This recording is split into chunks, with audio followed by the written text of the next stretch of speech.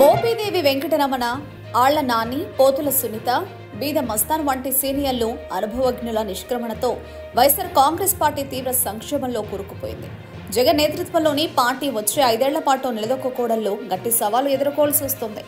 అందరూ ఒక్కొక్కరు నిష్క్రమిస్తున్న వేళ విజయసాయిరెడ్డి సోషల్ మీడియా ద్వారా ఓ సందేశాన్ని పంచుకున్నారు. ఇది వైఎస్ జగన్ పట్ల ఆయనకున్న విధేయతను సంబంధించింది. నేను వైఎస్ఆర్సీపీకి విధేయత, అంకిత భావం, నిబద్ధత కలిగిన కార్యకర్తనని స్పష్టం చేయాలనుకుంటున్నాను. నేను వైఎస్ఆర్సీపీలోనే ఉంటాను. వైఎస్ జగన్ గారి నాయకత్వంలో పనిచేస్తాను. నేను వైఎస్ఆర్సీపీని వేడే మరో రాజకీయ పార్టీలో చేరుతున్నట్లు మీడియాలో ఒక వర్గం చేస్తున్న నిరాధారమైన ఊహాగానాలు, తప్పుడు సమాచారాన్ని నేను ఖండిస్తున్నాను అని విజయసాయిరెడ్డి ట్వీట్ చేశారు. జగన్ కు పూర్తి విధేయత చూపుతున్నట్లు విజయసాయిరెడ్డి ప్రకటించడం ఇక్కడ అందరి దృష్టిని ఆకర్షించింది.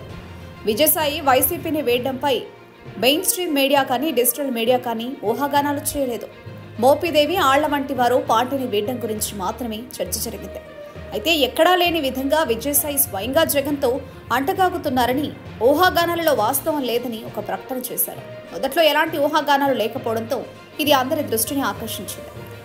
అసలు నిజం చెప్పాలంటే ఇన్నాళ్ళు పోటాపోటీగా తమతో తలపడిన విజయసాయిని తమ పార్టీలో చేర్చుకోవడం ద్వారా టీడీపీ లేదా జనసేన ఆయనతో చేతులు కలిపి పనిచేసే అవకాశం లేదు.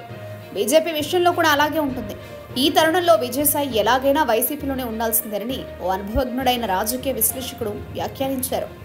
అందుకే జగన్తో కొనసాగుతున్నాడని విజయసాయి ఉద్ఘాటించాల్సి వచ్చిందని అంటున్నారు.